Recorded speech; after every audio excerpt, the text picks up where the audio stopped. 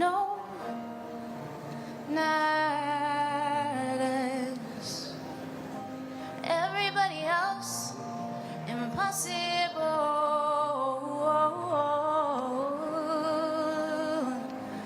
Not us, no.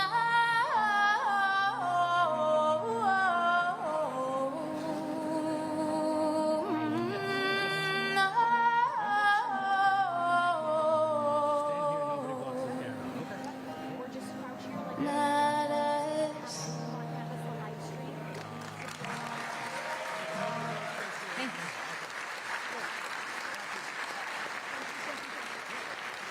Okay, thanks so much. It is quite an honor to be here. I live upstate now. I'm from Long Island, so it's not technically upstate. It's the Hudson Valley. I get in trouble when I say it's upstate, but it's really nice to be back in Brooklyn. I lived here for 8 years, so it's really nice to see all your beautiful faces. All right, this song is called Sky Blue Bad News. Another couple weeks go by, and the creek gets higher. I'm getting covered up in bites. The bugs will suck you dry up here.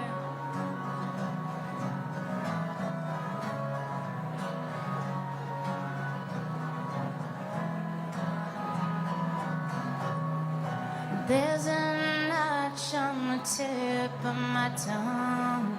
No warning hiss before it spits.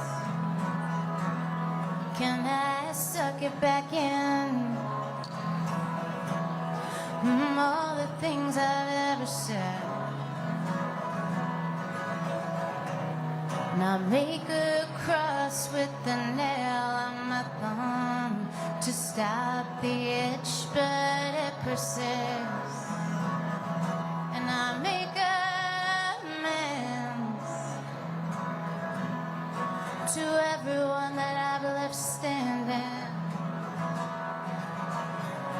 while time's clicking like a fan, and I'm sticking in my hand, and the sky is bright blue, waiting on bad news.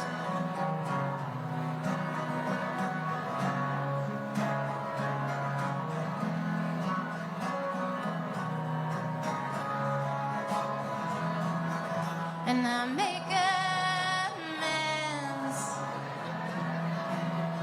and fake it when I count the dead. And I make amends to everyone that I've left standing. Shauna says to take the year.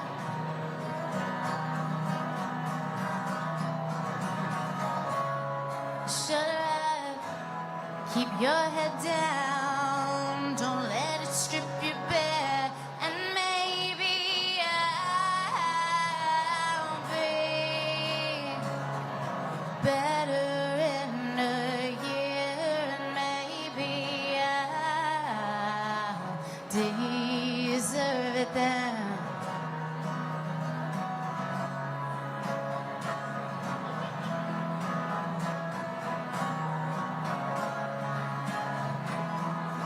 And I make amends and fake it when I count the dead. And I make amends to everyone that I've left standing. Did I shook something? Did I hurt someone?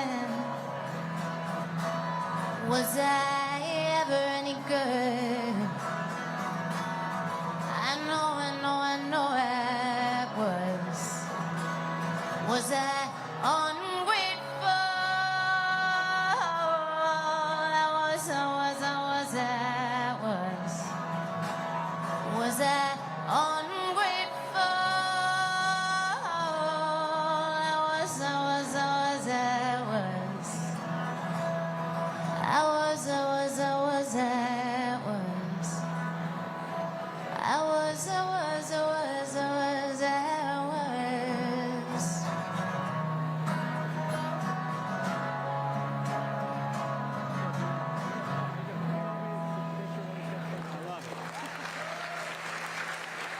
Thanks so much. Cool. Okay, I got more songs. Buckle up. All right. I wrote this one a while ago, before I had a kid, about how I was scared to bring a kid into this world. And it's people like Bernie Sanders that make me feel hopeful. So I thought I would play this one. Don't you let your light filter in, I'll be alright. By myself tonight.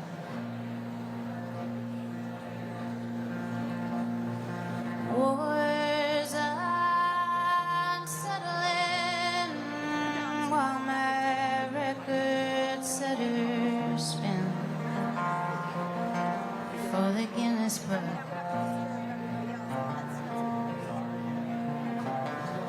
Damn near perfect we were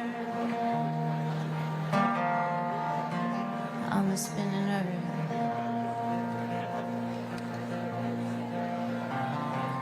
Don't you pull the pin, keep it off from closing in on itself tonight.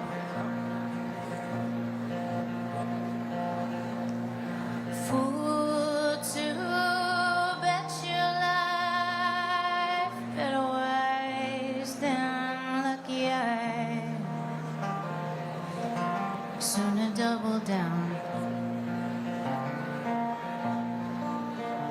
And the driveway's drying out our young names as we circle around.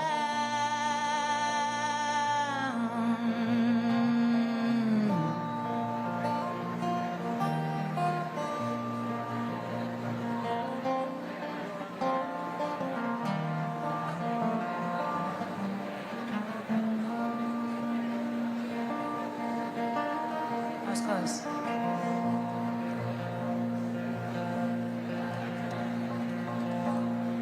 Hold the candle still, stutter hand and steady will. With your flicker in you fill my Philistine mind when I know what that means. Then I will be damned, and damn near perfect we were.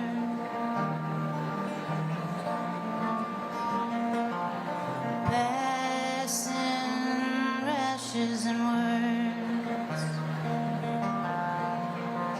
that don't mean a thing. And the driveway is drying out our young names. They made babies by now, but there's still a war on.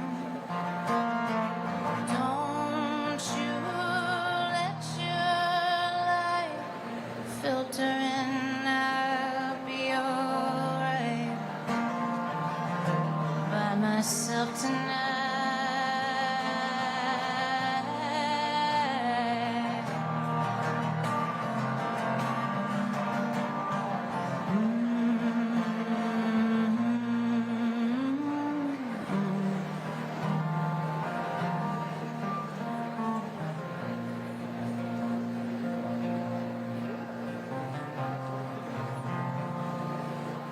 Thank you.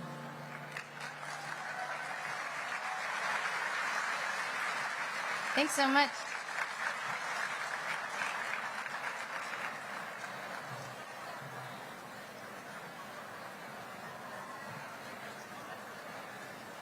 Yeah.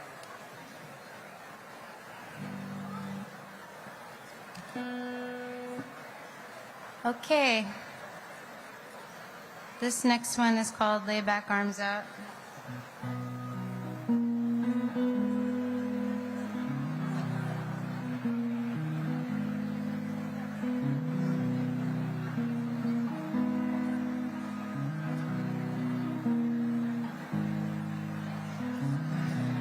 a broken record, come break out from underneath me, tied around the middle, not incorrupt and riding out. When you lift the lid, I will be liquid, or swimming in my skin. There's a sweetness to that. There's a sweetness to that. There's a sweetness to that. There's a sweetness to that.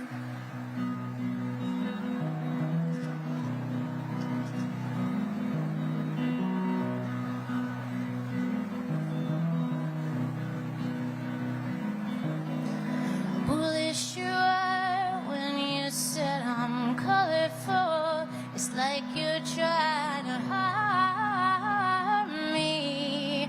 Aren't we now foolish? I was ever growing foolisher, sticking in the salt until you got in mouth. You're tired and you're dried out. Two lovers on other islands.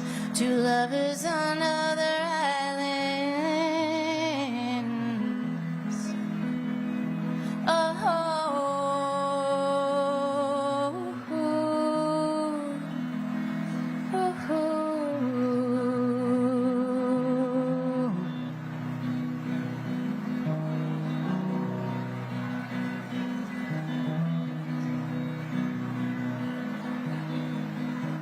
The charts of all the stars you read, they make me feel illness at ease. The tease and blink of a plane, and now how you cut it back in buzz of form that's flooding on the bottom floor. Don't go upstairs, it'll trap you out there.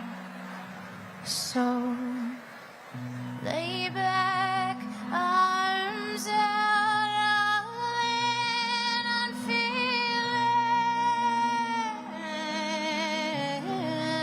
Ooh, I'll keep my deep pristine, unflinching, cool.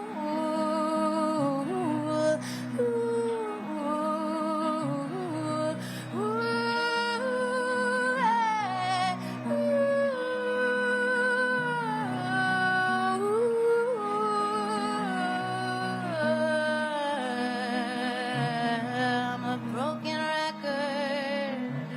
I'm a broken record.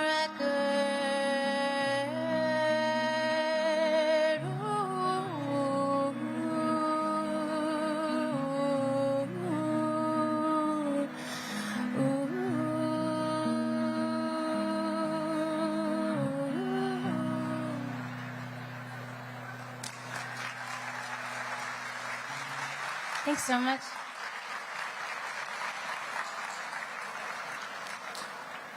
My daughter said if I was nervous today, to pretend I'm Rumi from the K-pop Demon Hunters. She loves it. We watch it a lot. It's not bad.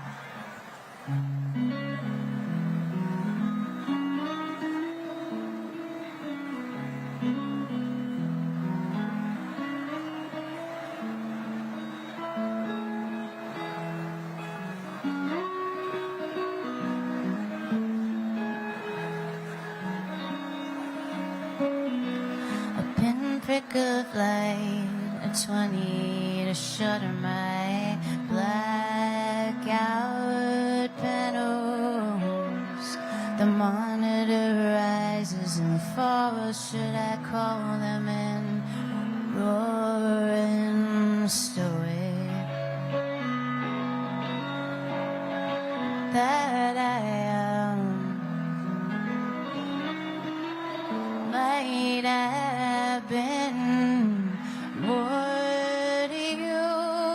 What would you done to yourself then?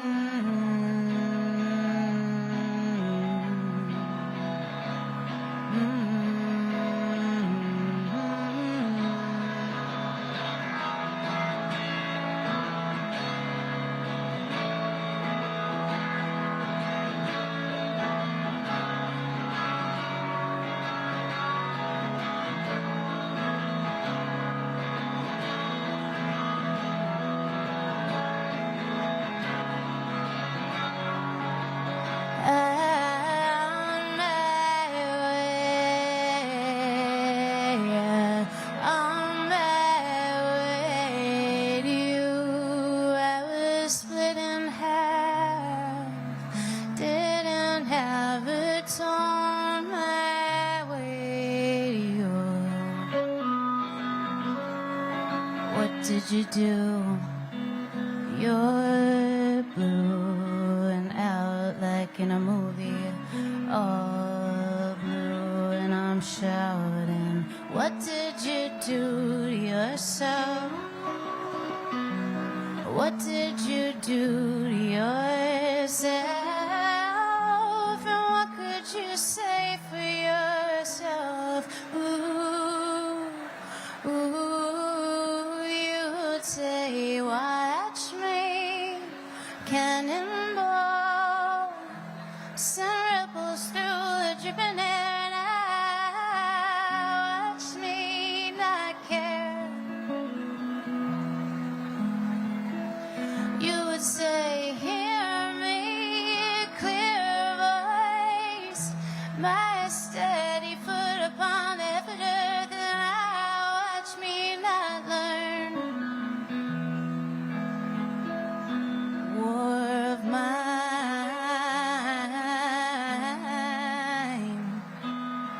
no one dies.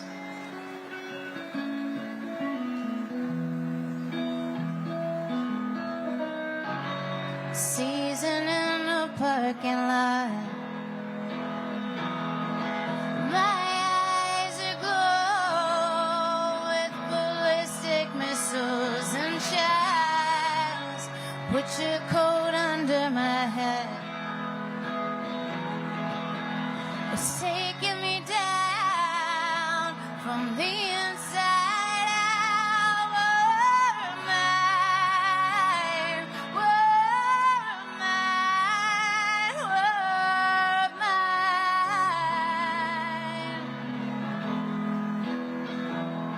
war of mine, war of mine,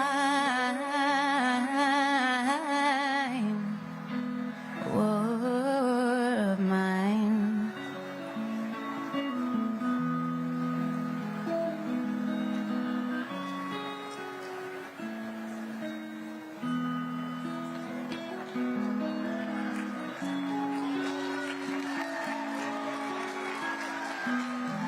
Thank you. Thank you. Thanks so much. Oh.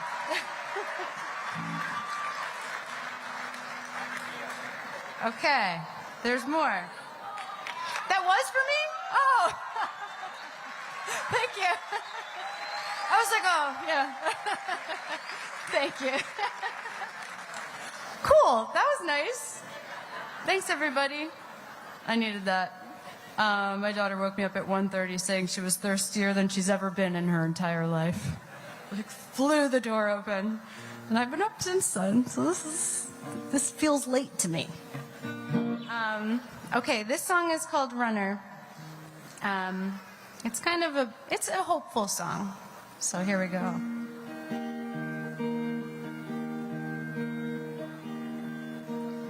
To give yourself a little bit of hope to life. You said we're just spinning where we stand.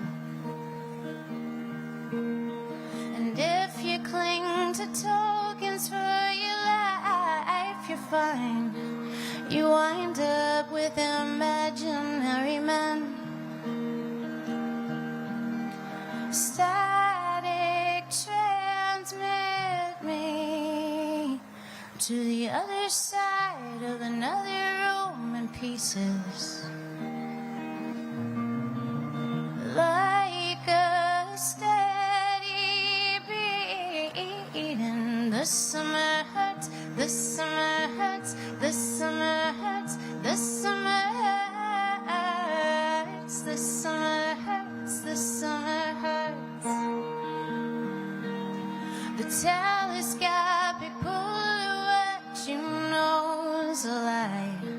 It's broken down 100,000 times. The parts collapse and cave in there inside. The atmosphere, they're carving out our names into the air.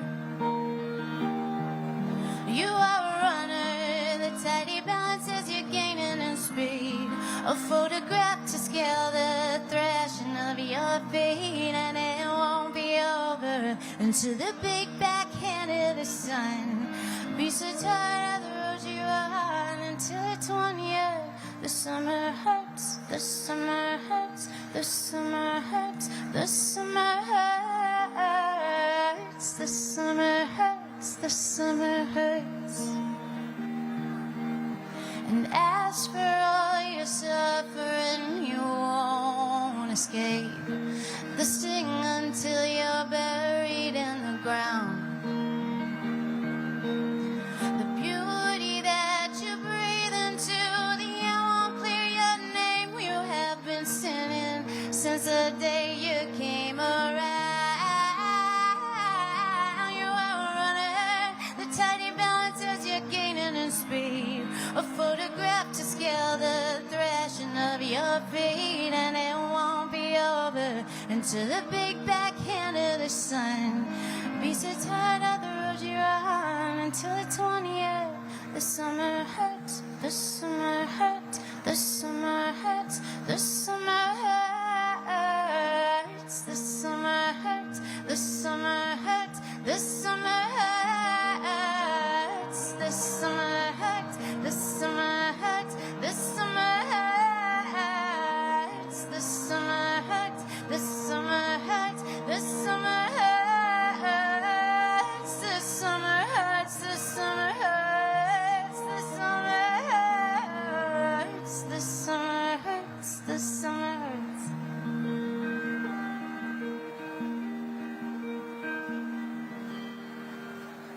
Thank you.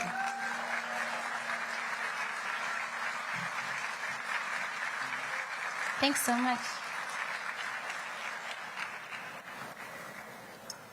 Okay. Here we go. So obviously music is very important to me, and it is very cool that Bernie includes music in his events and supports the music community. So I really am very grateful for that, and I'm grateful to play for all of you. And music is also part of my day job. I work at a music therapy center. And a lot of the individuals that we work with there, thank you. A lot of the individuals that we work with there, music is their primary source of communication, and the majority of them are able to access that resource with funding that is in jeopardy in this current administration. So it's really, it inspires me with hope to be here in a place where we're trying to fight for people to have access to resources. So it's very cool. Okay. Ready for another divorce song? Just kidding. I'll do something else. No, I won't. All right, here we go. Let her rip.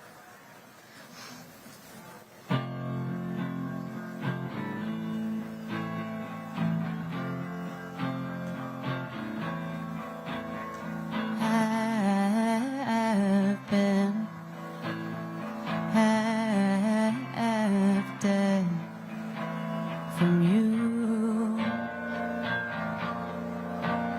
ooh, glad it's ended.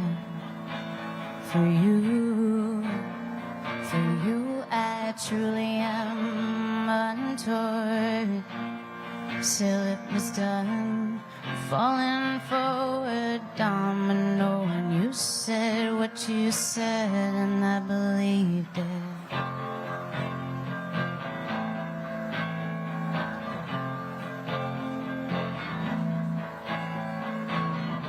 Even gruesome when it was new. It's so foolish with you. And through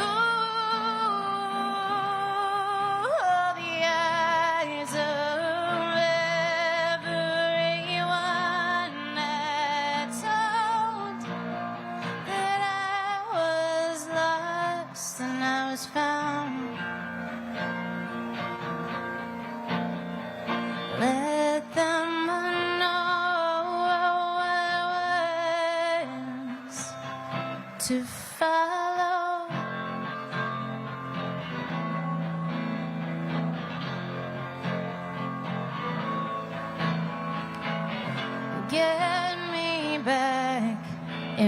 machine.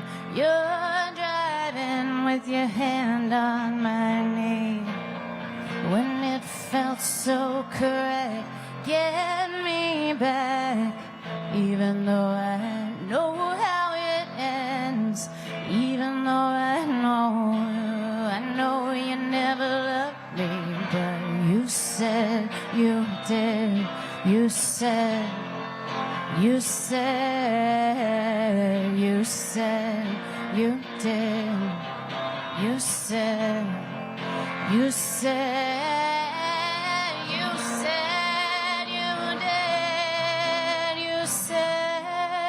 it then,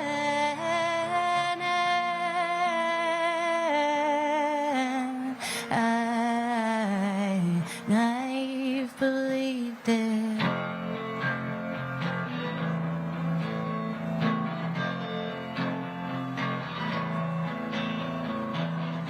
Get me back in a machine.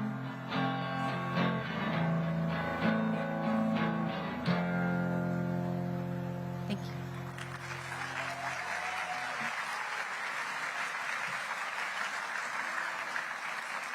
Okay, I have one more song left. The song I say New York in it, I thought it would be good for tonight. Thank you so much again for watching, and thank you so much to everybody here for having me. This is really one of the biggest honors of my whole darn life. So here we go. I wanna feel you restless. I wanna wake up from it. I wanna see you stare at ceilings until you fall back to sleep. I wanna feel you restless. I wanna wake up from it. I wanna see you stare at ceilings until you fall back to sleep in the waiting room, in the waiting room, in the waiting room. It's a little stuffy in here. I wanna wring my hands in open elevators.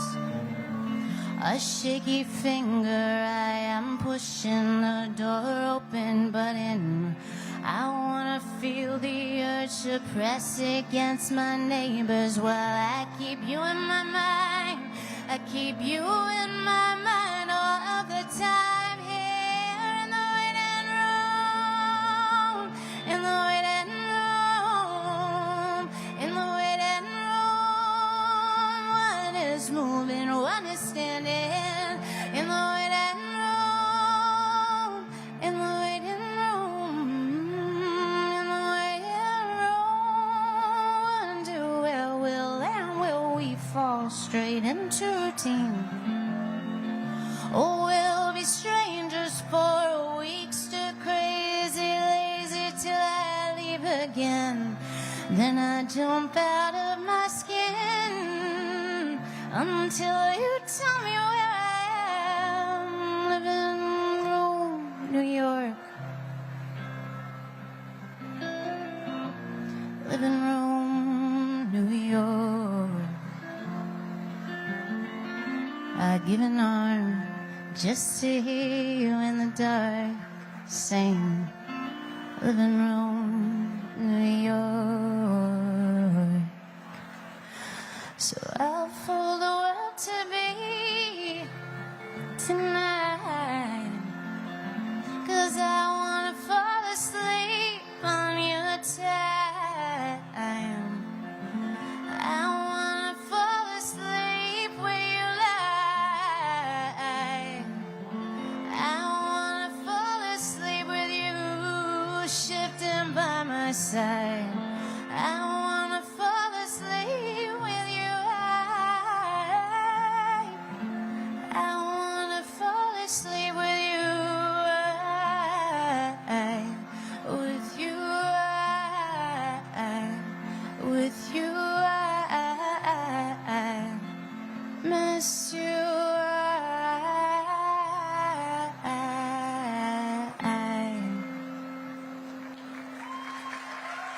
Thank you so much.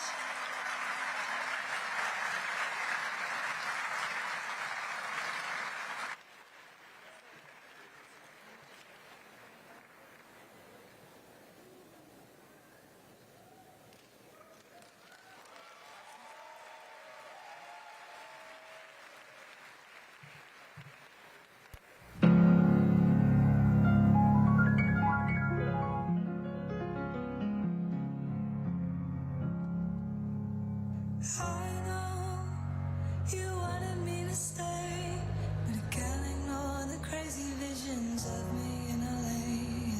I heard that there's a special place where boys and girls can all be queens every single day. I'm living with good dreams, I'm leaving Tennessee.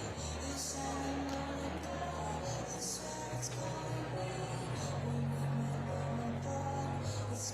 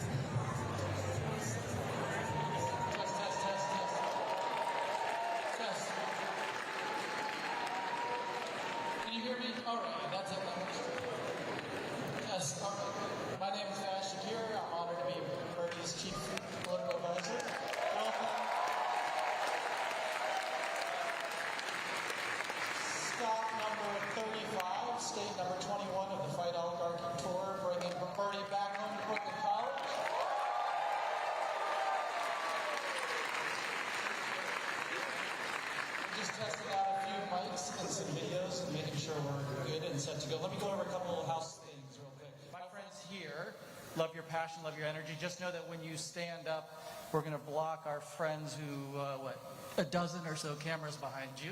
So I don't want to stop you from being excited, but just be aware that at some point we'd like you to come back down so that people can see Zohran and Bernie. I looked at the list of folks here tonight, and it seems like the RSVPs indicated there are people who voted for Donald Trump, Eric Adams, Andrew Cuomo. Let me just say, if you are among that crowd, and that is totally fine, you are welcome here. We want you to...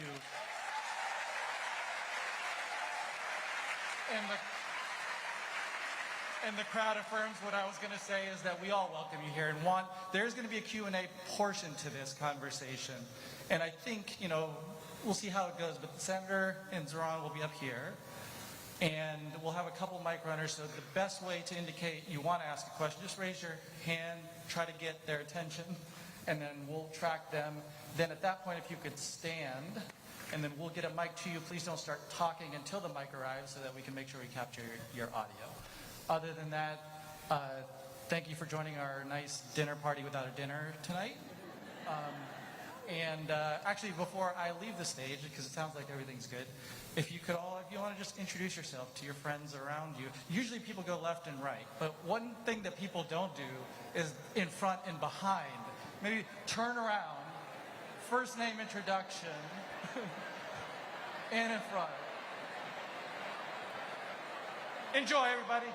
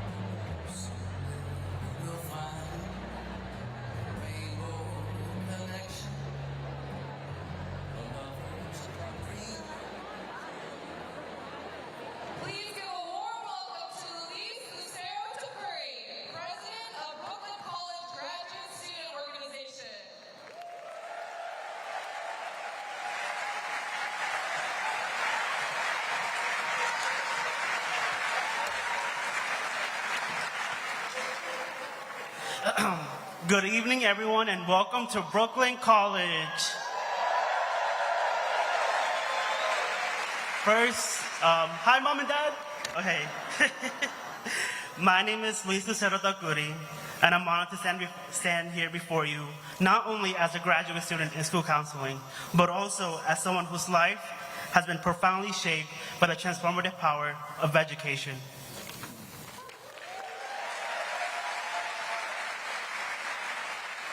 So, I earned my undergraduate degrees in childhood education and psychology here in 2022. And today, I have the privilege of serving as president of the Graduate Student Organization, advocating for the voices, needs, and aspirations of our graduate students.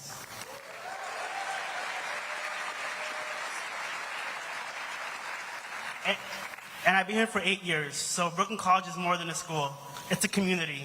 And on top of that, it's a global community. While I am a proud Brooklyn native, born and raised here, our campus brings together students from 142 nations. 142. Speaking 94 different languages. It is this diversity that makes Brooklyn College truly extraordinary, and I am proud to be part of it. So, speaking of students, my story is also a family story. My sister Joanna, who's right there, she's watching from right there. She also graduated from Brooklyn College in 2021 with a degree in early childhood education. Together, we've come to see ourselves as part of a larger family of educators and learners. A reminder that education doesn't just open doors, it transforms lives, families, and futures. That's why it's so fitting that Bernie Sanders' event is happening here at his own alma mater of Brooklyn College.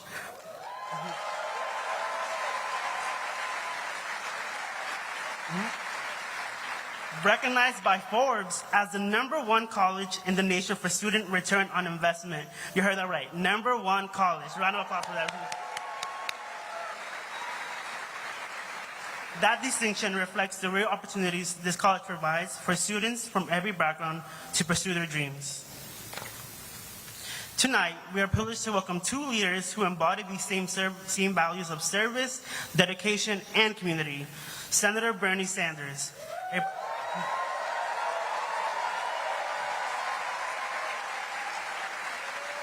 a proud Brooklyn native and former Brooklyn College student, and Assemblymember Zohran Mamdani.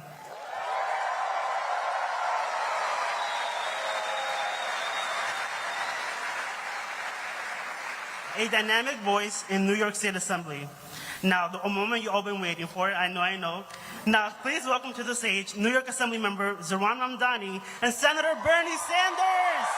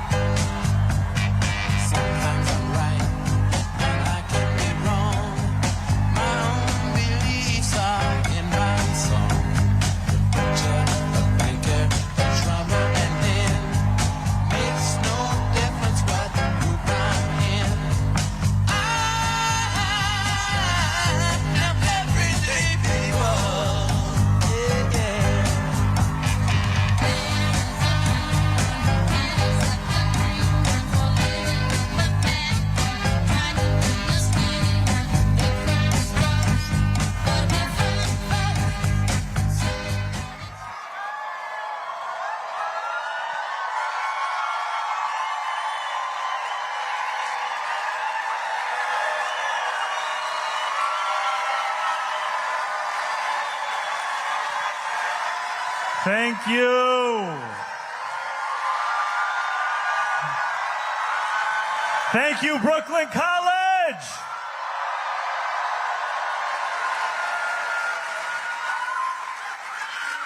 What an honor. What an honor it is to be here with you today. Can we hear a round of applause for Luis?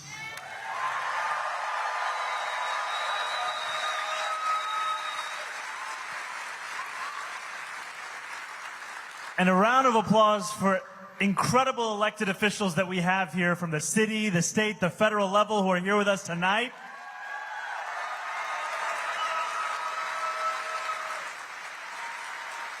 And for Brooklyn College,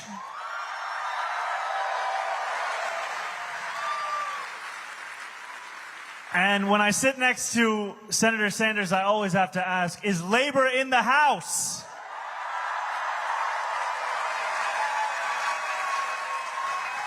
Is PSC CUNY in the house?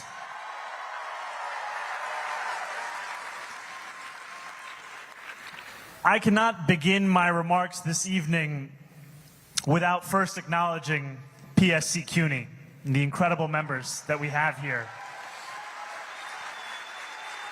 And the fact that no faculty member should be disciplined for supporting Palestinian human rights.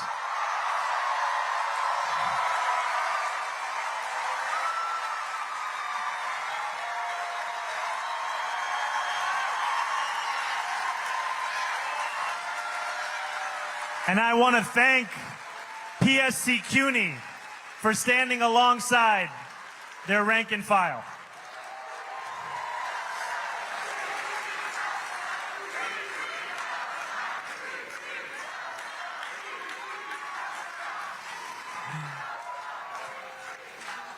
And it is an honor to be here alongside Senator Sanders, Senator Bernie Sanders.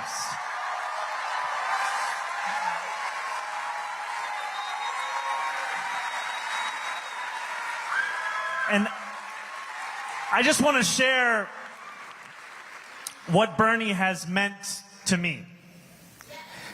It was Bernie's campaign for the presidency in 2016 that gave me the language of democratic socialism to describe my politics.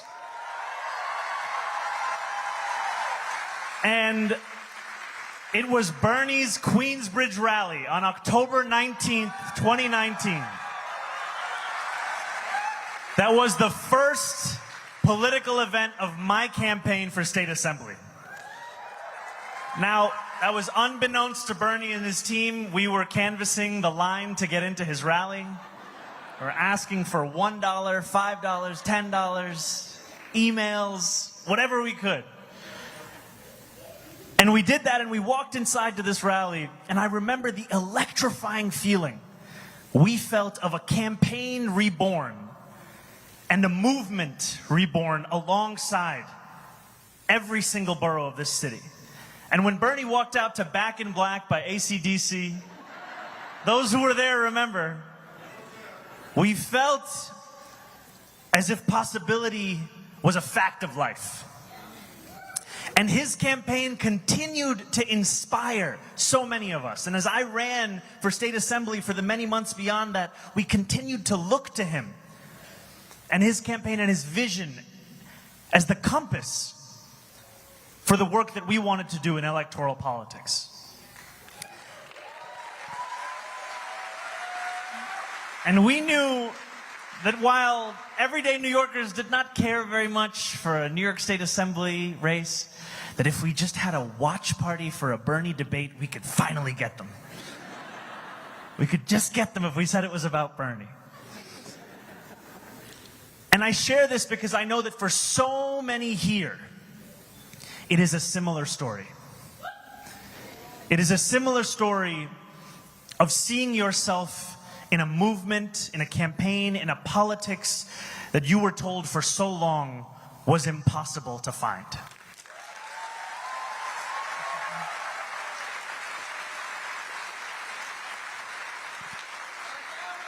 Now, we know, brother, I'm here with another democratic socialist.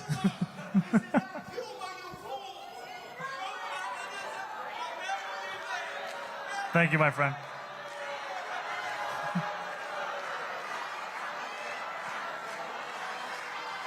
You know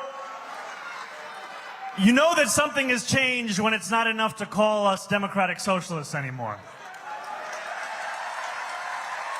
Because He knows what we know, which is that the fight for each and every person to live a dignified life is a fight that is very popular across this country.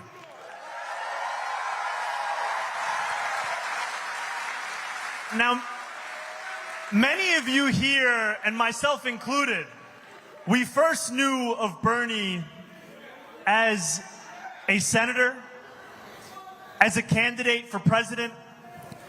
But before that, Bernie was the mayor of Burlington.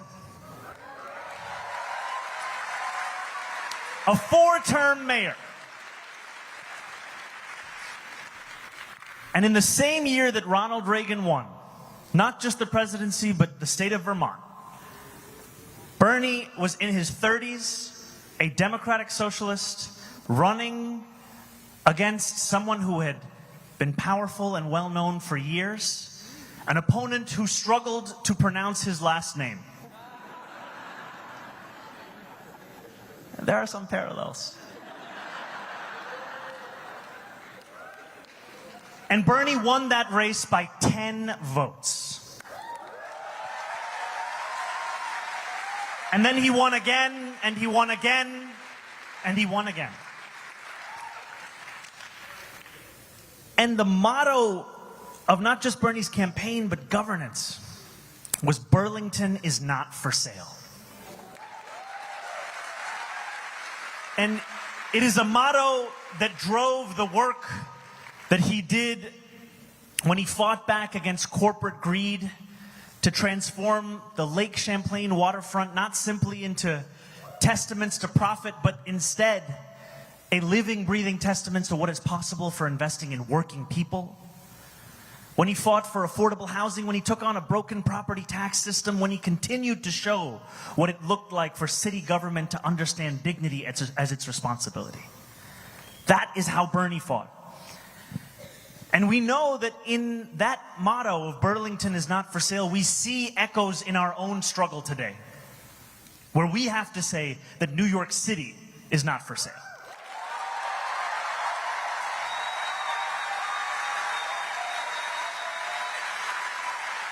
New York City is not for sale to Donald Trump's billionaire donors. It is not for sale to corporations like DoorDash. It is not for sale to corrupt politicians like Andrew Cuomo.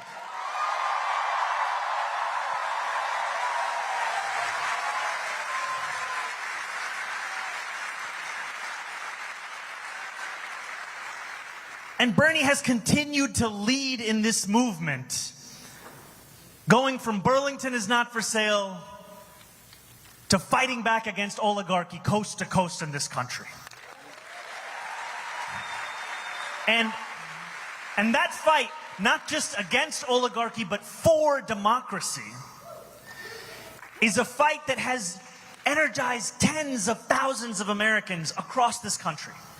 It has shown once again that politics is something that can be powered by ordinary people, with not just a rejection of authoritarianism, but a belief in what is possible as well.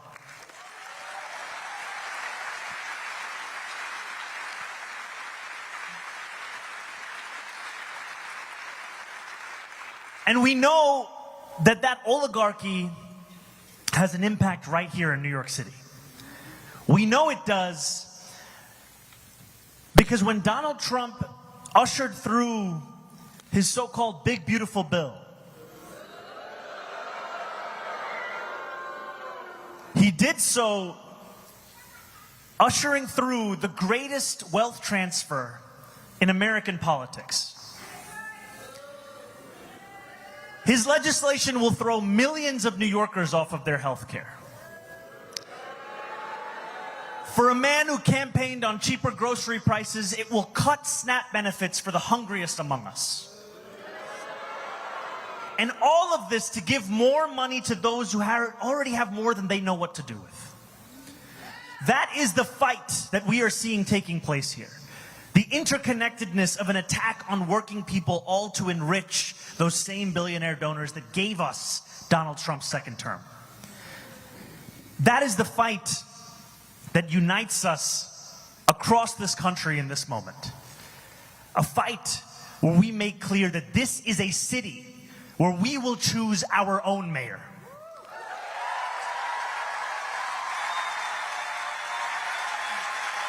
It's not going to be Donald Trump. It's not going to be Bill Ackman. It's not going to be DoorDash. We will choose our mayor.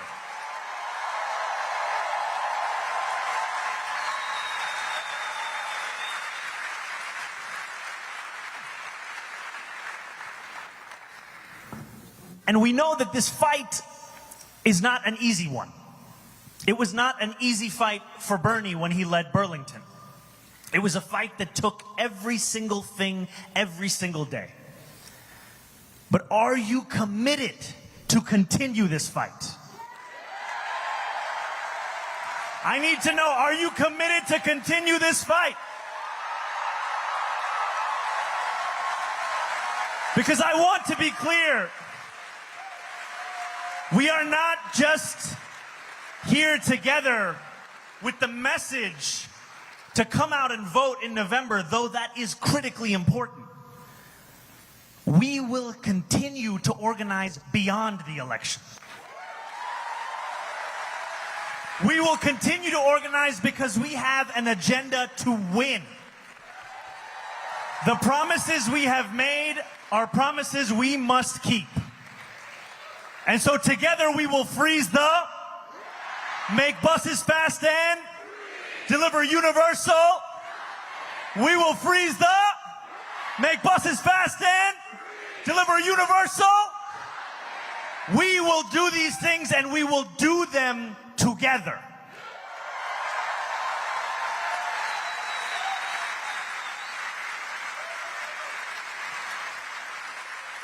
If anyone tells you that after you cast your vote, you have done your job, tell them it is just the beginning.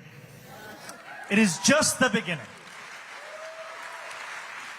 Because in a city where 1 in 4 are living in poverty, in a city where for the 9th consecutive year 100,000 children in our school system are homeless, in a city where 500,000 of those children go to sleep hungry every single night, it will take all of us to ensure that dignity is not only possible, but it is a reality for each and every New Yorker.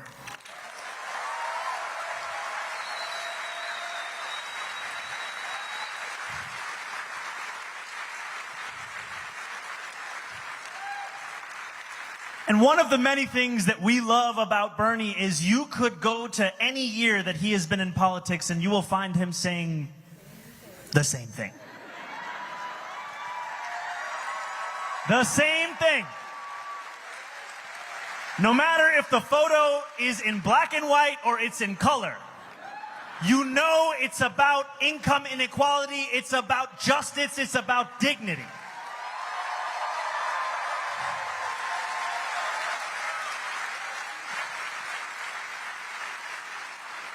But today, Bernie said something to me that no man is an island. We are all in this struggle because someone brought it to us. And as we remember that, we must know that now it is also our turn to not only join this struggle, but to lead this struggle. It is a time for all of us to see ourselves as the people who could deliver the world that we deserve. And in this moment, we must make clear, this is an intergenerational struggle. This is a struggle, not just for some, not just for the young, not just for the few, not just for those in the beginning of their lives and their careers. This is a struggle for everyone.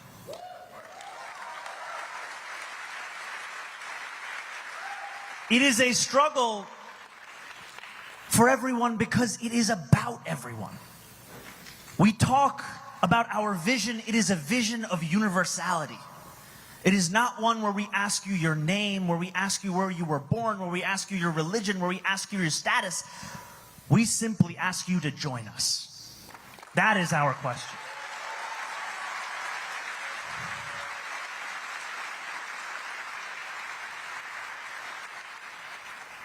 And so it is an honor to be here alongside an icon of our struggle.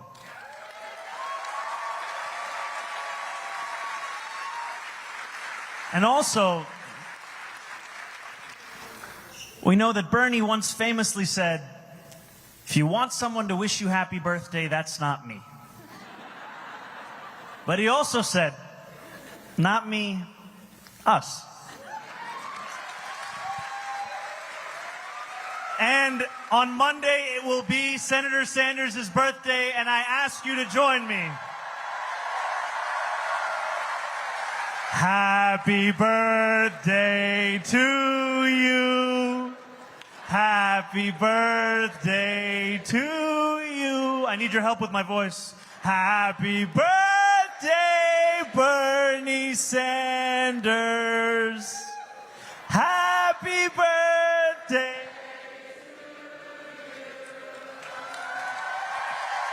And now, the senator from the great state of Vermont, Bernie Sanders!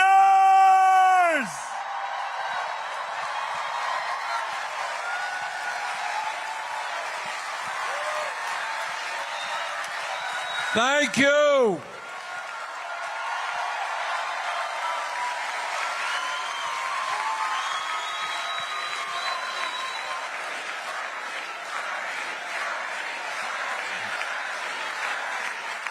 Thank you very much. And it is an honor and privilege to be with you this evening and to congratulate the next mayor of the city of New York,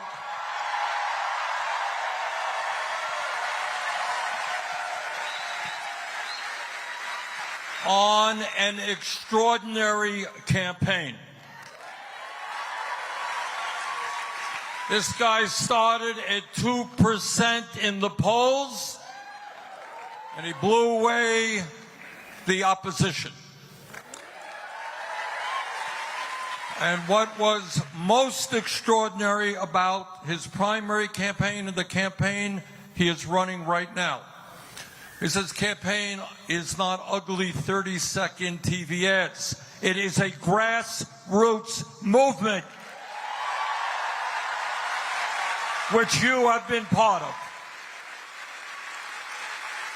I don't know, Zohran, if it's a world record or not, but having 50,000 volunteers in a mayor's election, pretty good to me.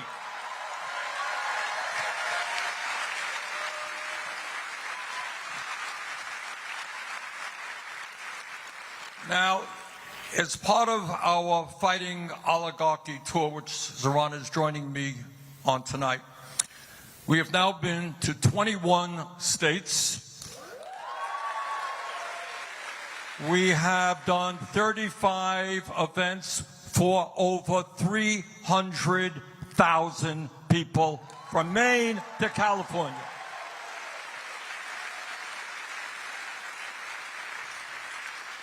And what I can tell you without any fear of hesitation is the American people in red states and in blue states do not want to live in an oligarchic society. They do not want to live in an authoritarian society. They do not want the White House to be practicing unprecedented kleptocracy. And they sure as hell do not want to see a continuation of the oligarchs' war against the working class of this country.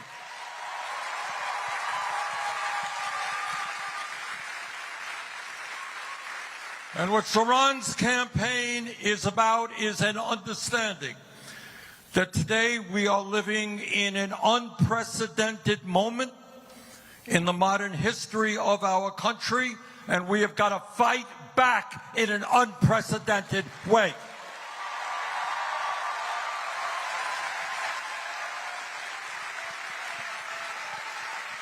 So let me say a few words. Let me just say a few words about what's going on in this country. thoughts I think you're not going to see in corporate media, you're not going to hear in the halls of Congress. Today in America, we have more income and wealth inequality than we have ever had in the history of America. Zohran just talked about children in New York City and in Vermont who are hungry, people who are homeless, and yet the wealthiest 1% have never had it so good. If you can believe it, today you have, and it's important that we feel the outrage of children going hungry, people being homeless, 85 million without health care, and you got one guy, Mr. Musk, whose own wealth is more than the bottom 52% of American households. And you may have seen in the papers, they want to give him a little bonus. Another $800–900 billion. We are living in crazy world. Millions of people struggling to put food on the table, and making one guy a trillionaire is insane. Not what this country is supposed to be about, and we are not going to allow that to happen.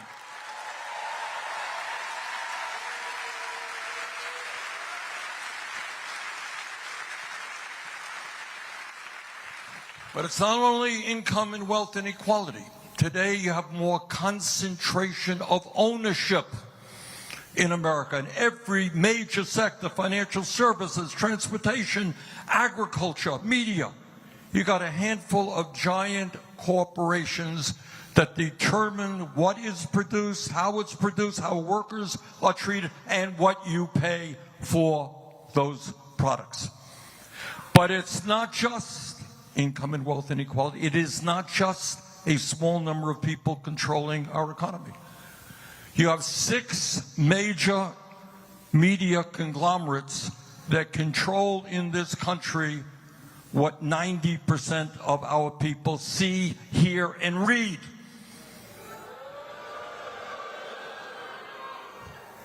It is not an accident, brothers and sisters, that Mr. Musk owns Twitter.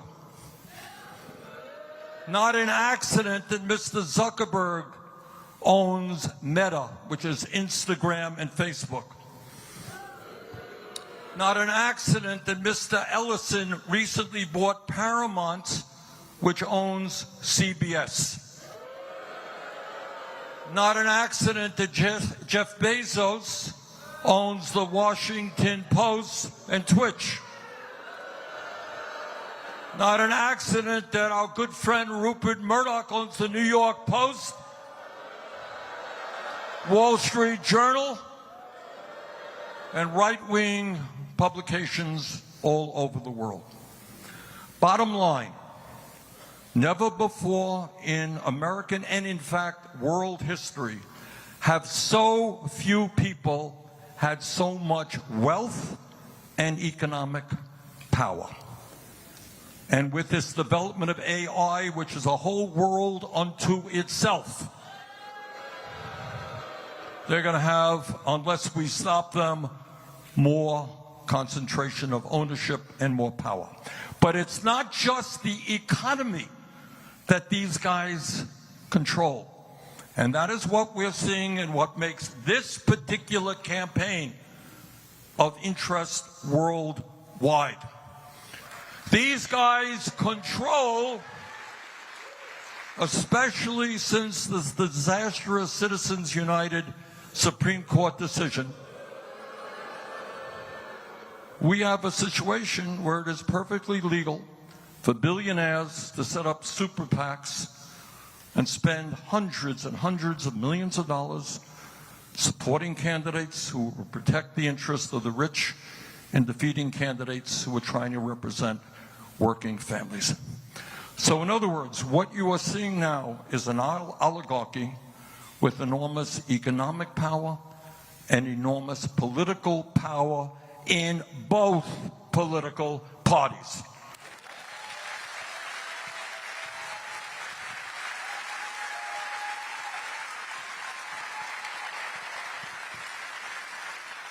And what this campaign is about, and why it is so enormously important, is it a test case? It is a test case of whether or not democracy is still able to prevail.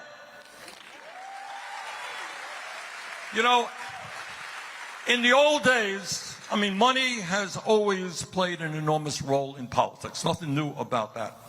But in the old days, they kind of kept it secret. Right now, you got people like Bill Ackman and others saying openly, front pages of the newspapers, we will spend as much as it takes to defeat this guy. You have the President of the United States working to make it harder for him to get elected. So what are these people, these oligarchs, afraid of? Seems to be a nice guy, dresses very nice, beautiful smile.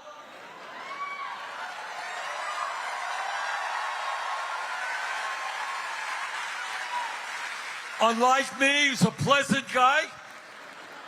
What the hell are they afraid of? And what they are afraid of, brothers and sisters, is not only the question of bringing justice to New York City. You know what they're afraid of? They're afraid of Mr. Mamdani becoming an example to what can happen all over this country.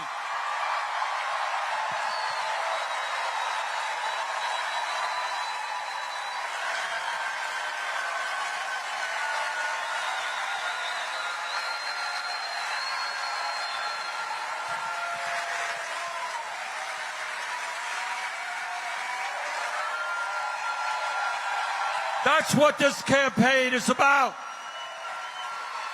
They are scared to death. If 50 or 70,000 people in New York City can get involved in the political process, that means that millions of people coast to coast can get involved and elect progressive leaders. That's what this campaign is about.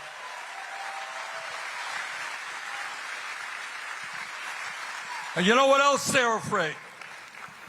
They have, because they control media, and political life, and economic life, they control in many ways the culture of America. And this is what the culture today is about. It's about walking the streets of America and finding people sleeping out on the street. It's about seeing 60% of our people living paycheck to paycheck, while the people on top are becoming phenomenally rich. And what the culture says basically is, you are powerless. There is nothing you can do about it, because the oligarchs own it all. They have unbelievable wealth. They have power. They own the media. They own the political system. You are powerless. And what we are here tonight to say is, to hell with you. We're going to take you on. We're going to defeat you.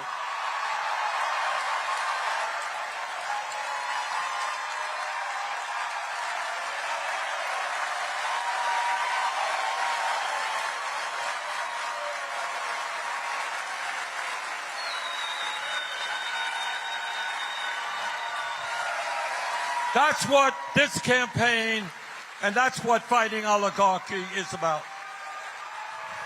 They want to tell you that we cannot change this incredibly unfair and unjust status quo.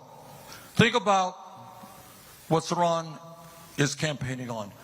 Every psychologist in the world tells us that 0 through 4 are the most important years of human development, right? And in Washington, I hear all of my colleagues, they love America. Oh my God, got big flags all over the place. Well, if you love America, you love the children of America. If you love the children of America, you don't have hungry kids in Vermont or New York City. And you don't have a broken and dysfunctional and unaffordable child care system. Oh my God, what a radical idea to say that parents and kids should have good quality childcare. Oh, how radical you are. Oh my God. All over this country, in Vermont, in New York City, people cannot afford their housing. Now, it's a funny thing. I did some calculations. I grew up, as some of you may know, about a mile away from here.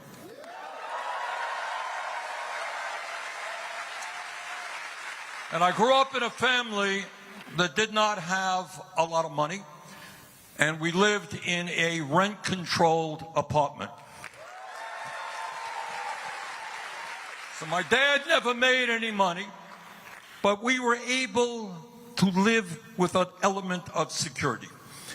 And I did some calculations based on my dad's income. We were spending back then, Zohran, about 18% of our family's income on housing. 18%. Okay? First year of college, I went to Brooklyn College.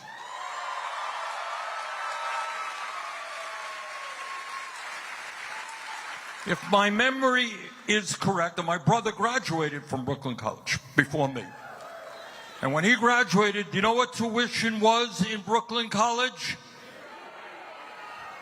It was zero. It was zero in state colleges in Vermont. It was zero at the University of California. It was zero in many great public colleges and universities. What a radical idea. You want to make college affordable. Unheard of. We only had it 70 years ago.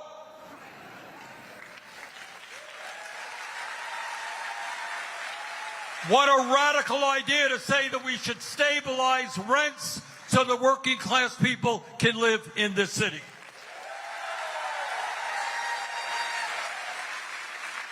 What a radical idea to say that working class families should be able to go into a grocery store in an area where there are food deserts and be able to afford decent quality food for their children. Oh man, what a radical guy he is. What's the point? The point is you've been sold a bill of goods. You have been told that this is the best America can be. You've been told that it's okay for a few to have unbelievable wealth while 60% struggle to put food on the table and pay their rent. You've been told that it's okay that we got kids all over this country who give up the dream of a higher education because they can't afford it and don't want to go deeply into debt. You've been told that it is okay for working class parents to have to spend 30–40% of their limited incomes on child care. That's what you've been told. Well, what Zohran is telling you and what I am telling you tonight, that is a crock of dash.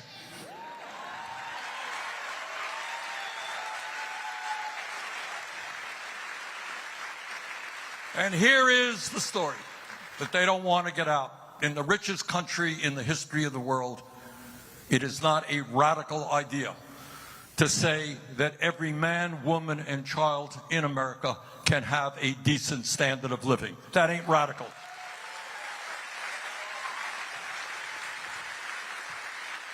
It's not radical to say that we can have a vibrant democracy by getting rid of Citizens United and moving to public funding of elections. It's not radical to say that the billionaire class has got to start paying their fair share of taxes.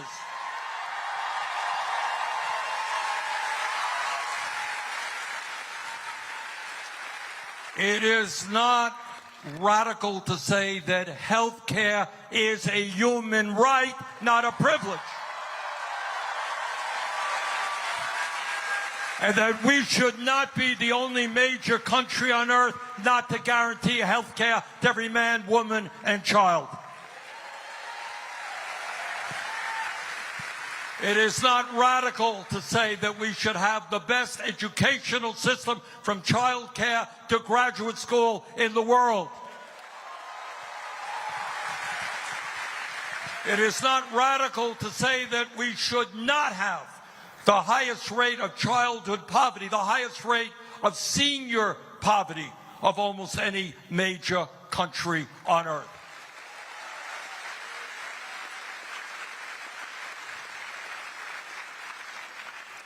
And by the way, it is not radical to say that we should have a foreign policy based on humanity and based on justice.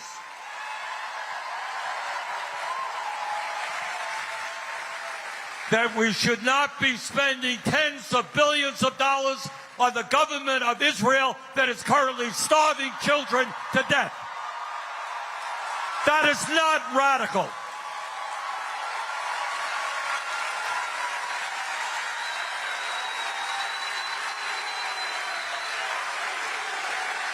That is what the American people want. So, brothers and sisters,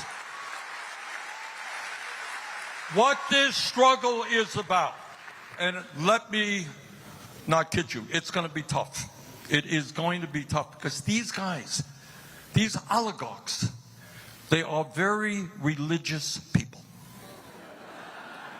Their religion is greed.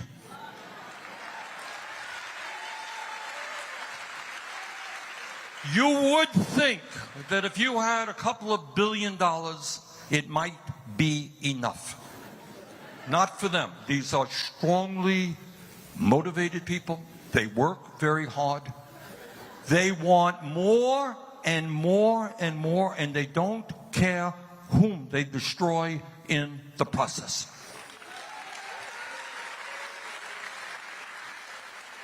So they have the wealth, they have the power. But you know what we got? And that's what Zohran's campaign is showing. We have the people.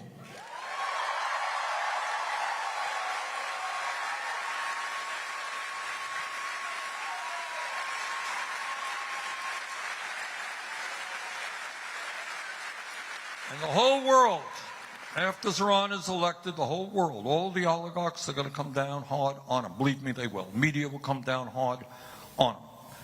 So he's going to have to figure out a new way to govern.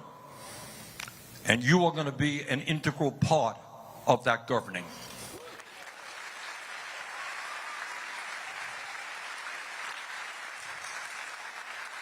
So brothers and sisters, I want to thank all of you for coming out in this difficult moment in American history.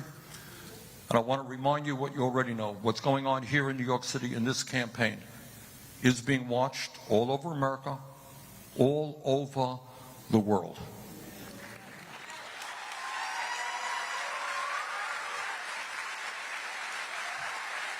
So the struggle we are engaged in is not just for us.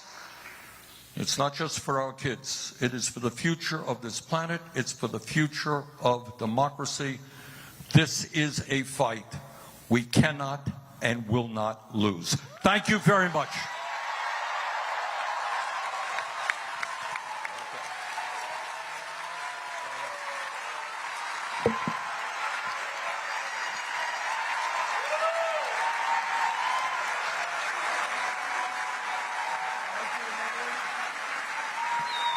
Okay. Okay, we have, Faz, raise your hand. Socrates, where are you? Jeremy, okay. We have a couple of mics going out there. We have time for a few questions. Make your questions short and direct it to either Zohran or myself. Okay, I see you. Yes, right up here, ma'am.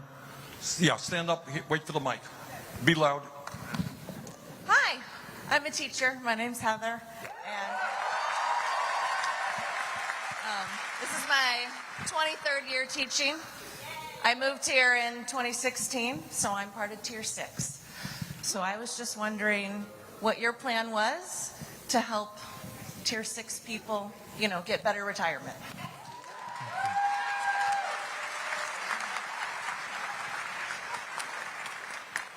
Can you put your hand up if you do not know what Tier 6 is? So I'm gonna do a little bit of an explainer. There has long been an understanding that if you... Oh, Andrew Cuomo cut the mics. And you'll understand why he cut the mic. There's long been an understanding that if you go into public service, you might not make what you would make in the private sector, but you would at least have a pension that you could count on. Now, Andrew Cuomo, when he was governor of this state, he was the architect of one of the most significant attacks on the public pension system of New York. Created a new tier, Tier 6, that would steal years and hard-earned money out of the pockets and the lives of public sector workers across this state. And he did that because he did not want to tax his own donors. And I'm not just saying this because I'm also a Tier 6 employee. Now, I speak to you as a state assembly member. We have some incredible state assembly members here in the House.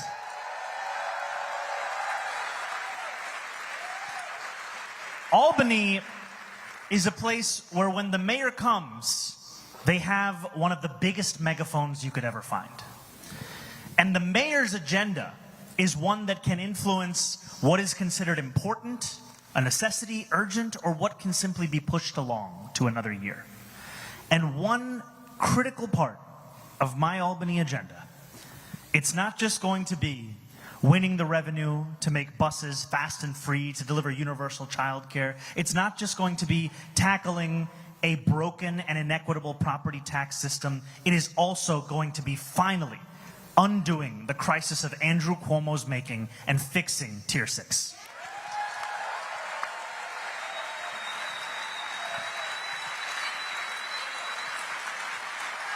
Okay, I see a woman over there in the red. Yep. Hi, Bernie. It's such a pleasure.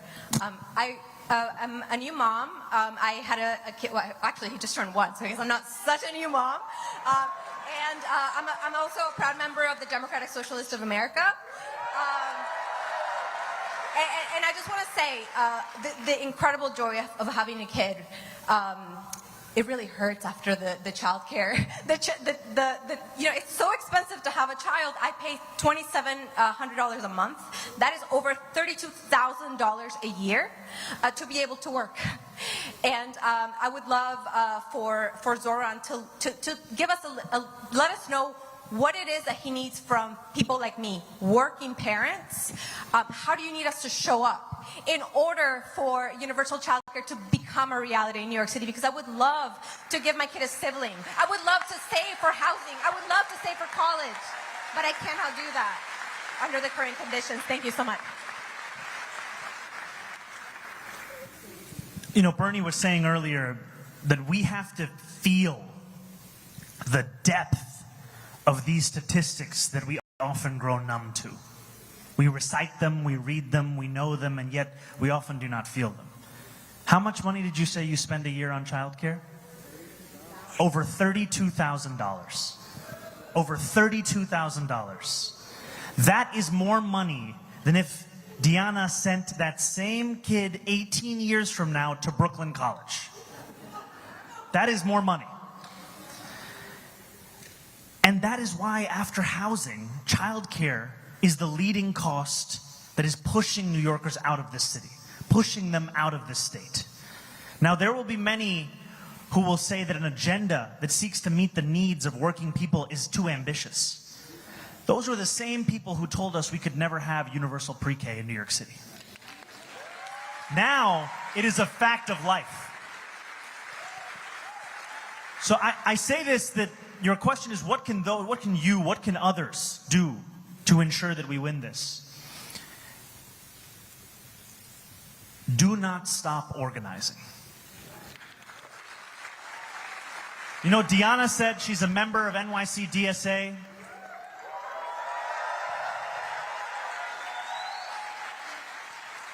It's an organization that has a few members that are here.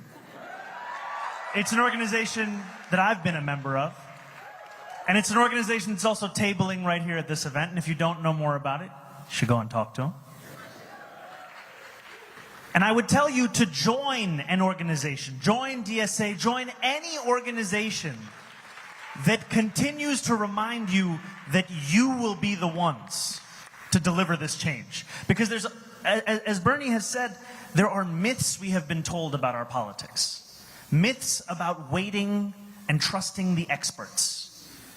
But when you ask the experts to show their work, it is the life that we live today.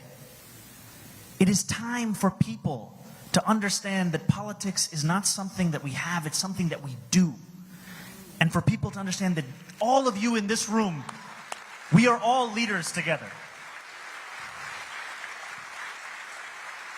And the only way that any one of us has any semblance of power when we are inside a room is if we can point outside the room and say, you don't want to talk to those guys.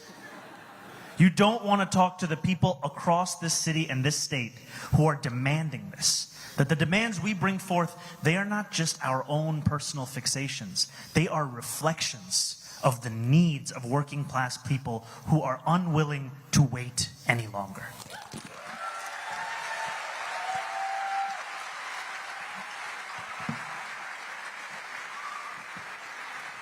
If I could just very briefly put an apostrophe on what Zohran said.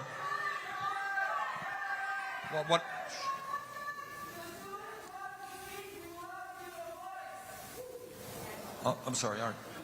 What I just wanted to say in terms of the woman's point, we have got to not only change our national priorities. I'll give you an example. In Congress right now, I will vote against a $150 billion increase in military spending. But can you imagine, at a time we already spend more than the next 10 nations combined, $150 billion for Trump's military, but apparently we don't have enough money to provide quality child care to our children. We must not ever for 1 second accept that. That is insane. All right? Okay. Let's go over here. Gentleman right here. Yeah. Vajagara.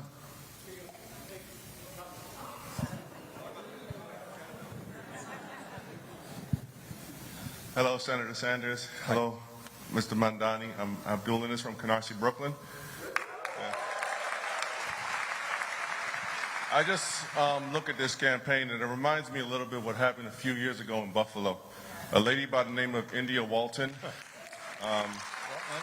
ran and she defeated the Democratic incumbent. Right. But somehow that Democratic incumbent ran as an independent, and I've heard some schemy things were going on. He was able to somehow retain his seat.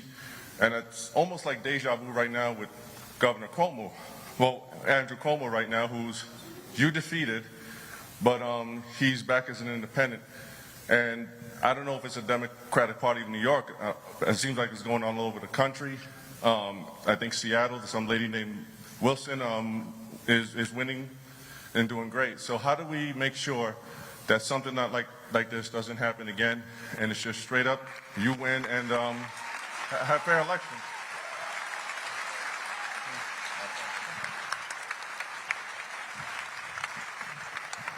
We have to beat Andrew Cuomo one more time. We do. We do. This is a man who does not understand that no means no. This is a man who lost by 13 points to a campaign, our campaign, that got the most votes in New York City primary history. And still thinks that this is his race to win. But I appreciate the question also because it's a reminder to us that this job is not done.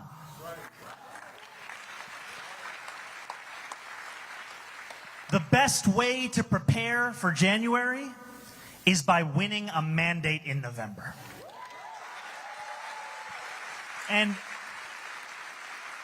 And we will face an incredible amount of money being spent against us. We will face smears and slander. We will face the kind of opposition that we have not yet seen in this city. And yet we know that we have all the same ingredients that defeated those same things in the primary.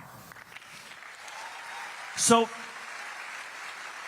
what my ask is to each and every one of you, we do not ask for your money because we are finished fundraising. We ask you for something more valuable. We ask you for your time. Can you put your hand up if you've canvassed for this campaign? This is beautiful.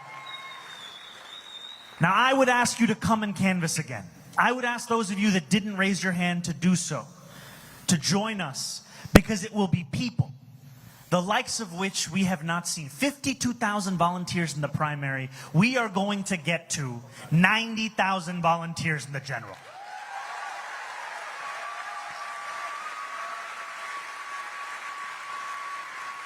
I don't know if we've said that publicly, so to the field team, now we really got to get there. We're good? 90,000.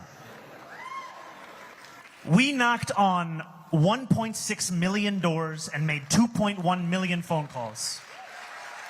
And now we have to do it again. And I want to just say one last thing on this, which is that we know that Senator Sanders' politics, the vision, the ethos of this campaign, it's not just specific to Democrats. It speaks to people across party lines. On Election Day, I was outside Maria Hernandez Park in Bushwick. And I was walking, it was about 6 or 7 p.m., and I had, like many candidates, convinced myself this was the end. We were going to lose. And in that spiral of anxiety, a man came on his motorbike. He took off his helmet. I had no idea what he was going to say. He said, "Can I get a selfie?" I said, "Brother, have you voted?" He said, "I was told I can't vote in a primary." I said, "Who told you that?" I said, "Give me your driver's license. Let's look up your voter registration." He was a registered Republican. He's 18 years old, registered Republican. And I said, "You can't vote today, but if we win, you can vote in November."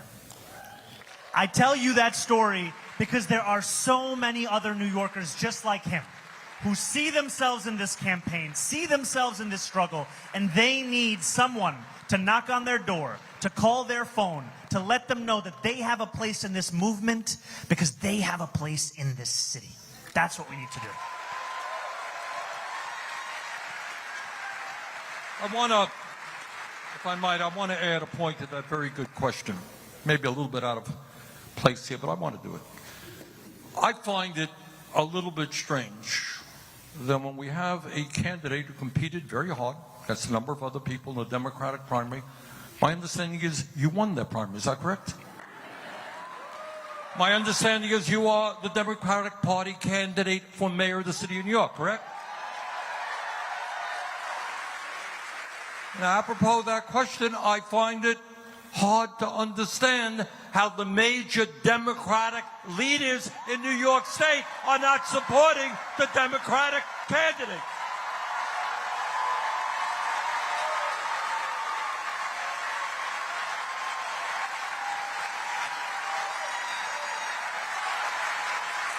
One might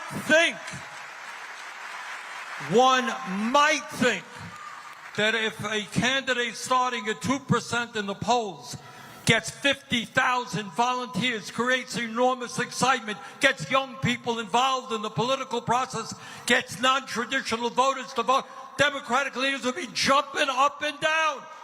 This is our guy.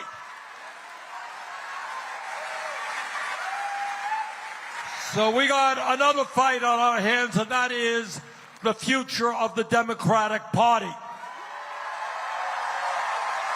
All right, let's get a question somewhere in the back there. Let me go way on the bleachers. All right. Faz, you want to get back there and select somebody? Whoa. There's a lot of hands going up. Who's the Brooklyn College student? What? I didn't hear. What are they saying? Jim. Okay. All right, one time. Faz, you got a question back there? Wait, look, there are many people raising their hands. I can't call on everybody at the same time. Senator Sanders, can you hear me? Loud and clear. And Assemblyman Zohran Mamdani, can you hear me? I too can hear you. My name is Danya. I'm a student here at Brooklyn College. I'm Jewish, first-generation American by Soviet Jews. I am also a trans woman, and I attend school here, and I was here back in May as a student and as a private journalist here during the encampment. Since then, 4 faculty members have been fired, and these are adjunct faculty members. Since those 4 faculty members have been fired, 5 faculty members and 1 staff are now under investigation by the direction of Chancellor Felix Matos and President Michelle Anderson. We, as the students, have been targeted time and time again, not just by the administration, but by the faculty who are against us, and by the public safety who have been pointing me out to each other all night long, because I refuse to let the fact that Mr. Mamdani's team has put us Brooklyn College students in the very back with black wristbands, segregated from everybody else when we should be up front. We are the next generation of revolutionaries. We should be speaking to you. In 2016, I met you, Mr. Sanders, outside James Madison High School, our alma mater. How would you feel if you were a student now being told to sit in the back?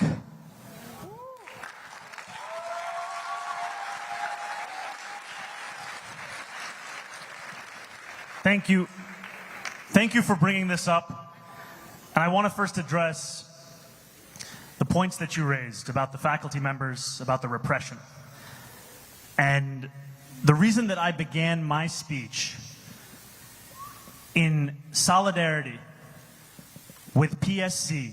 Can you all stand up if you're a PSC member? Can you stand up if you're a student of Brooklyn College?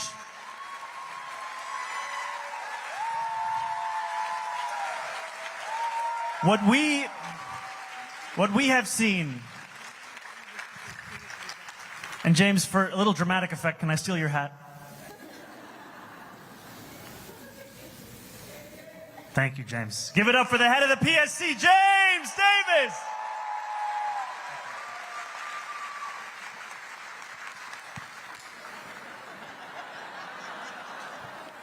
I have a very large hat. I wear this hat, and I say this in this moment, because the point that is being raised is that we are seeing faculty members who are facing not just discipline, but termination for the crime of expressing solidarity with the fight for Palestinian human rights. And I know that this is a repression that is not unique to Brooklyn College. It is a repression that extends even to the ways in which we choose when to send police officers onto college campuses. The incident around encampments here at Brooklyn College, the decision to surge officers into that site is one that leaves students less safe than they were before.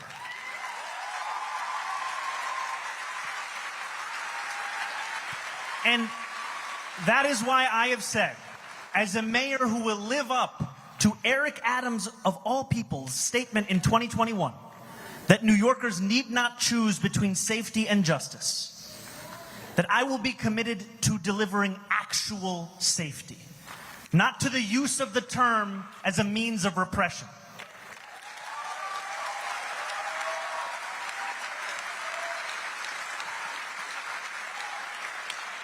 And so this commitment is one that I do not just make as a candidate, it is also one that I will fulfill as the mayor of this city.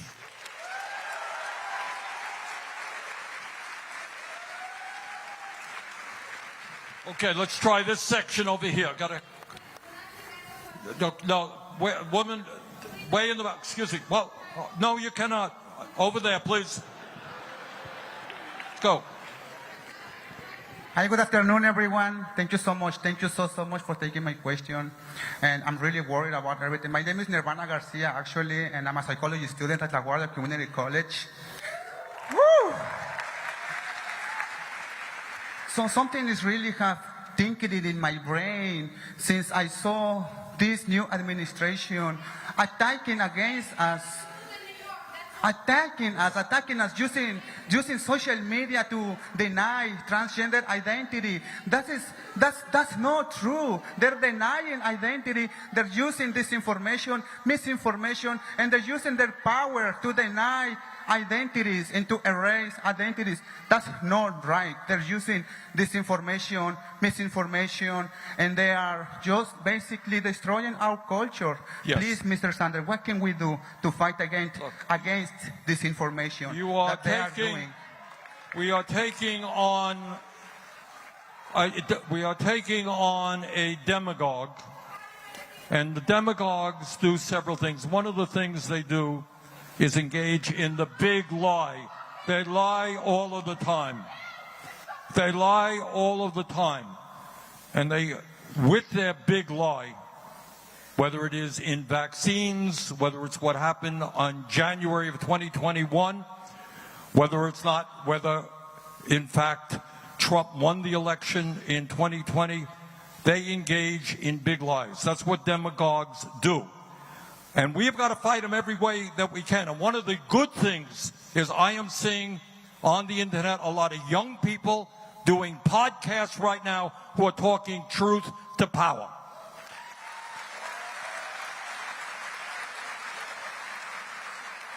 But you got to fight back, because the cornerstone of what Trumpism is about is a big lie, and you're right. All right, other questions? Okay, young lady right here. All right. Yeah. Hi, Mr. Sanders and Mr. Mamdani. I'm so excited to talk to you guys.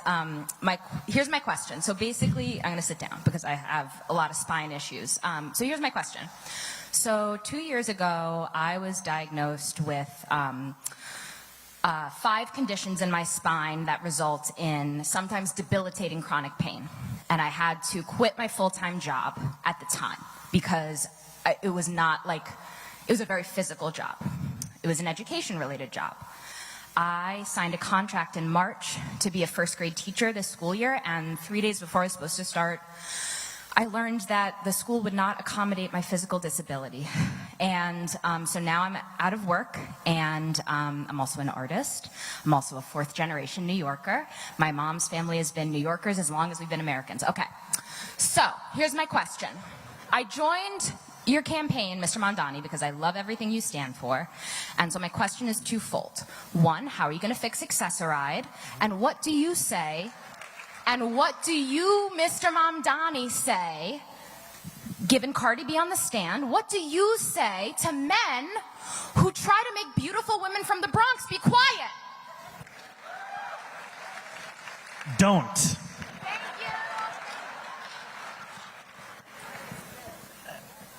You know, and I think I have to say that every time I sit and talk to Senator Sanders, he will always bring up health care. He will bring up the importance of it, the necessity of it, and the fact that we need not wait for a federal government to understand our own role in reckoning with this broken system. And I think of Accessoride as one of many examples of city government's own failures. I have been guilty in the beginnings of my politics of thinking that if I were to admit the incompetence, the inefficiencies, the failures of the public sector, I would be inviting critique of the existence of that sector. But when you do not admit those things, when you do not reckon with those betrayals, those failures, you make it seem as if you do not care about the outcomes of that sector. We have allowed the right wing to take language of efficiency of fraud, of waste, of quality of life as if it is their own. It should be the cornerstones of progressive politics. And so to your point, accessoride. We can even go further with how so many New Yorkers get around New York City. More than 1 million ride the bus. We have to reckon with the failures. And one of the first things I will be doing when I get to City Hall, with the help of each and every one of you, is to audit the entirety of the work that we do and that we fund. Because we need to deliver excellence. We need to ensure that public transit, that accessoride, these are not the things that only those who cannot afford something else turn to. We need to make them so good, so reliable, so dependable that no matter how much money is in your pocket, you say, I'm going to use this. That's what we have to do.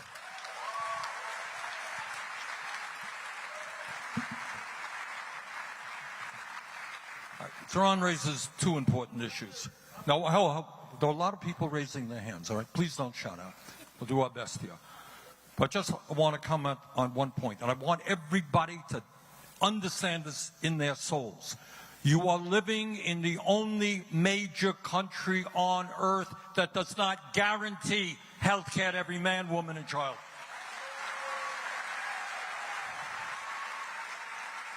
Over 40% of Americans who are struggling with cancer go bankrupt or deplete their life savings.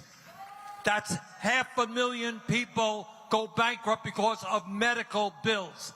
That is cruel, immoral, absurd.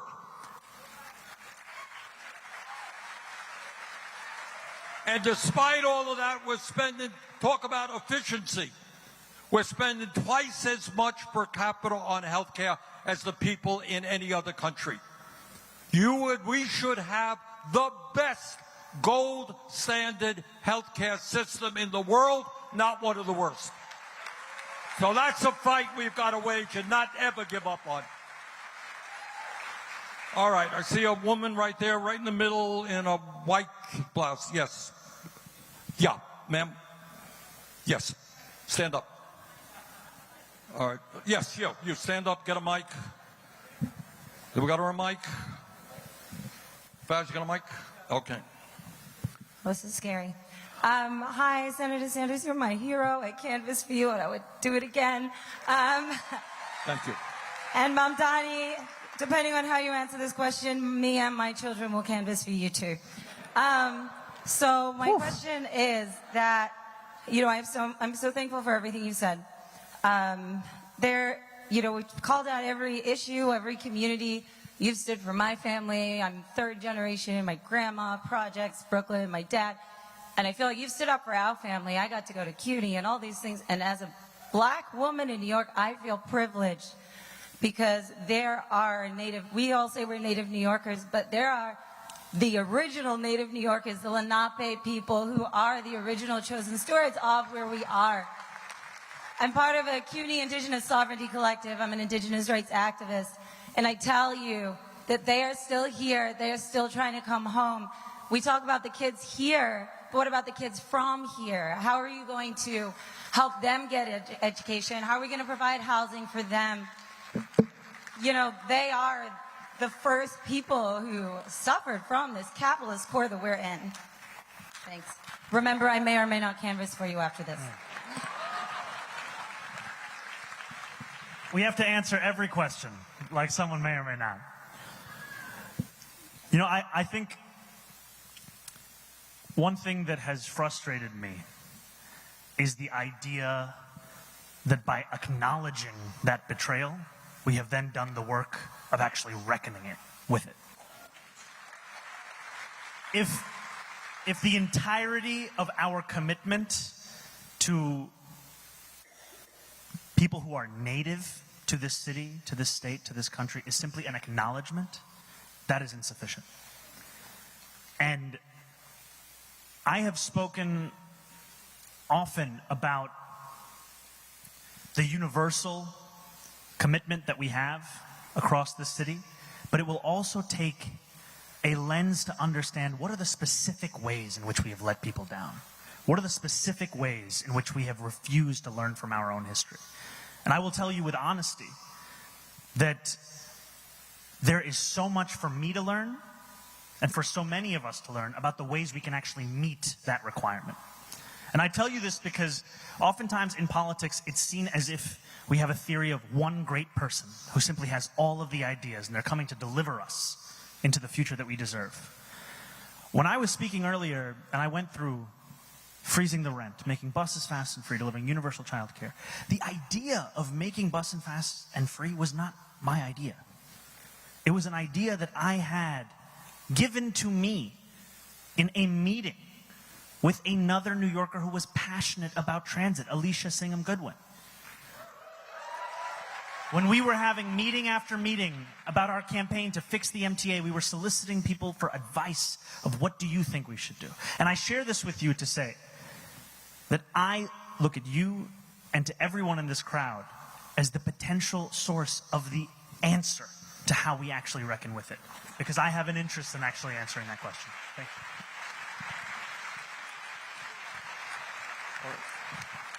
All right, let me make an apology here. I've got a plane to catch, so maybe one more question. I see a woman, Faz, right behind you. Yeah.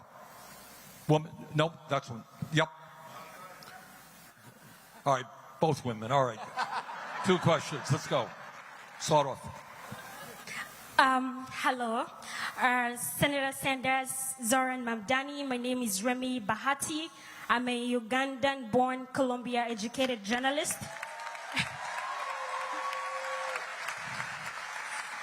I have a question. Probably you can both answer it. Uganda has been in the news for the wrong reasons, and the reason is because they have accepted to host deportees from the US. And it's setting a precedent for New York immigrants who are every day living in fear of being deported to countries like Uganda, to countries that we have no idea about. Zohran, first I would like you to pronounce yourself on the decision by Uganda, where you're originally from, on taking immigrants from the US. And then 2, what are you going to do to protect immigrant New Yorkers living in fear every single day?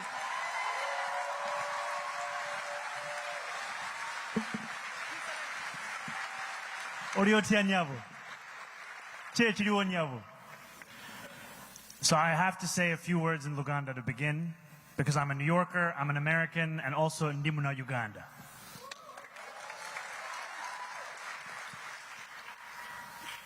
I think it is wrong to accept any part in the Trump administration's deportation agenda. It is wrong. It should be opposed, and we should understand that the greatest responsibility is with this administration here, seeking to tear families apart across this country. We are in a city where 40% of New Yorkers were born outside of this country. I am one of those New Yorkers. And we know that while I am proud to be one of the first immigrant mayors of this city in generations, that representation in and of itself is insufficient. We must be prouder still of the work that we will do. And so one of the key things that we can do here in New York City is to actually start to provide legal representation to New Yorkers in detention proceedings.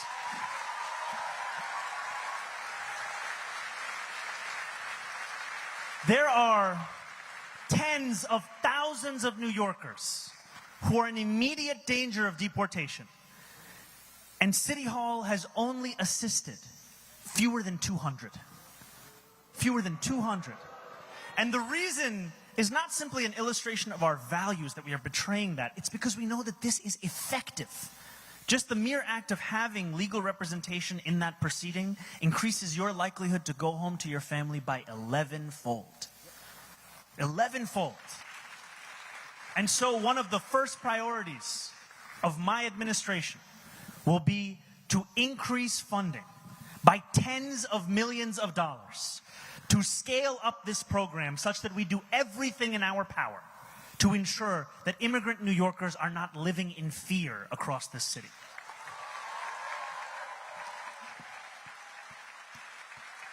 I could keep going, but I know the senators got to go. I just wanted to add to that. This idea of picking people up off the street with men who have masks around their faces, throwing them into vans, taking them to God knows where, and then deporting them to countries where they know nobody is beyond unspeakable. It is disgusting. It is what takes place in two-bit dictatorships. That's what happens in dictatorships, not in the United States of America. So in Washington, we have our responsibility to stop that ugly behavior. All right, last question, woman in the back there. Yeah, ma'am.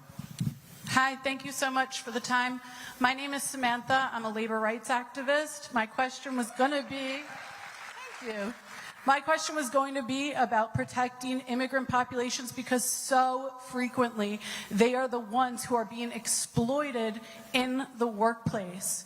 But since you have already answered that beautiful question, thank you so much, from this wonderful woman in front of me, could I ask how you're going to protect this city from the National Guard coming in?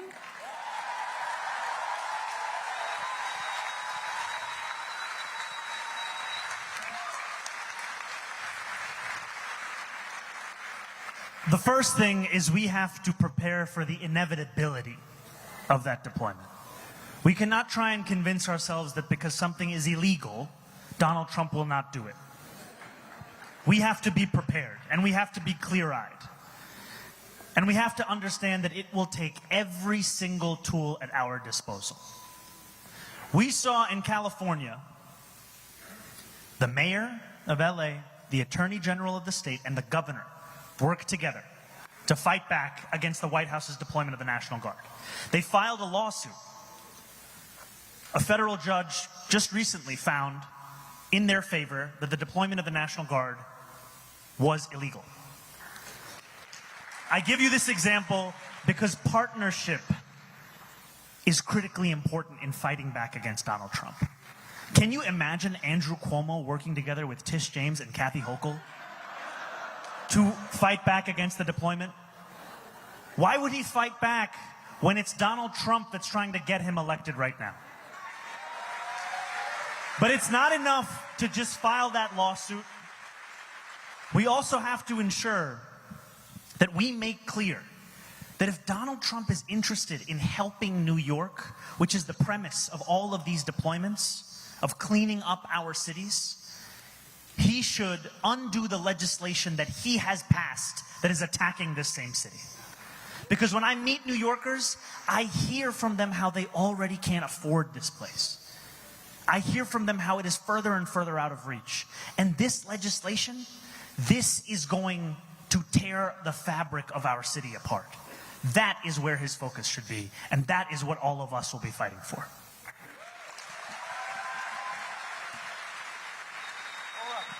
Okay. Well, listen, thank you all very much for coming out. Thank you.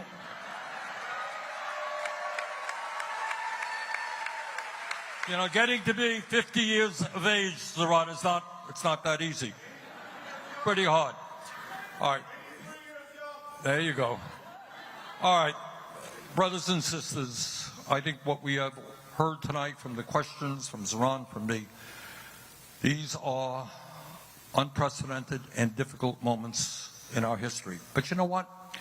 This country has gone through difficult moments in the past. The essence of Trumpism is dividing us up. What we believe is bringing our people together. They are the 1%. We are the 99%. Let us stand together. Let us defeat oligarchy and make New York and America the places we know they can become. Thank you all very much.